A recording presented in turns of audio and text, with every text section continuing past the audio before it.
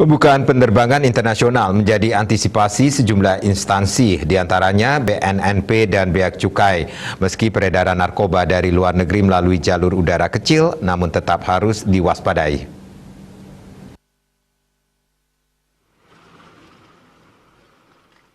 BNNP Bali dan kantor pelayanan Bea Cukai Ngurah Rai mewaspadai peredaran narkoba dari luar negeri melalui jalur udara.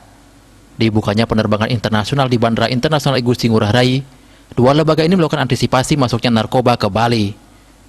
Bea Cukai dan sejumlah lembaga penegak hukum, termasuk BNNP Bali, akan melakukan simulasi tertutup untuk antisipasi masuknya barang berbahaya ke Bali termasuk narkoba.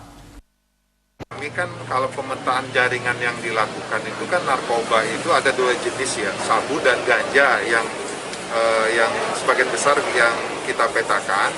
Kalau narkoba itu kita itu ganja itu jaringan dari Aceh biasanya, dari Medan, Aceh. Kalau sabu juga sama. Jadi sabu itu masuk dari laut ke Selat Malaka dan dari sepanjang pantai timur Sumatera, dari Aceh, Medan, Riau dan sebagainya, baru masuk ke Bali lewat penerbangan domestik, lewat paket dan juga lewat penerbangan Gilimanuk. Nah, ini pintu-pintu masuk ini yang tentunya kami sinergikan dengan stakeholder yang ada di bandara.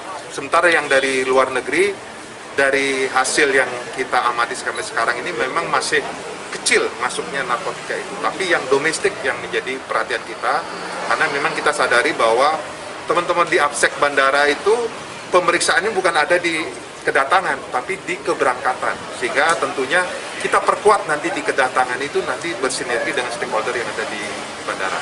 Kami juga akan berkoordinasi dengan BNN Provinsi untuk melakukan simulasi untuk pengawasan, mengantisipasi kalau lagi ada orang bawaan narkotika terutama atau barang-barang obat terlarang, narkotika dan obat terlarang.